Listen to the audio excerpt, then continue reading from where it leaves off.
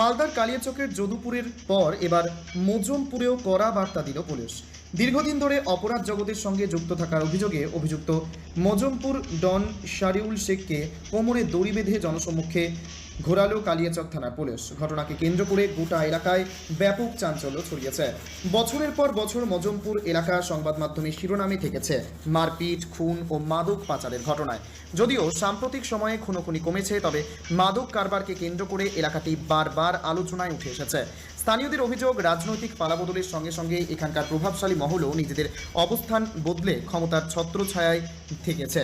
Police সূত্রে খবর, রাজ্যে প্রশাসনিক পরিবর্তনের পর দাগী দুষ্কৃতীদের বিরুদ্ধে অভিযান আরও জোরদার হয়েছে। সেই অভিযানের অংশ হিসেবেই কয়েকদিন আগে শারিউল শেখকে গ্রেপ্তার করা হয়। বৃহস্পতিবার বিশাল পুলিশ বাহিনীর উপস্থিতিতে তাকে তার প্রভাব বিস্তারের এলাকায় নিয়ে গিয়ে জনসমক্ষে ঘোরানো হয়। এলাকাবাসীর একাংশের দাবি, দুই গোষ্ঠীর প্রভাবশালী ব্যক্তিদের গ্রেপ্তারে অবশেষে শান্তির আশা দেখা দিয়েছে।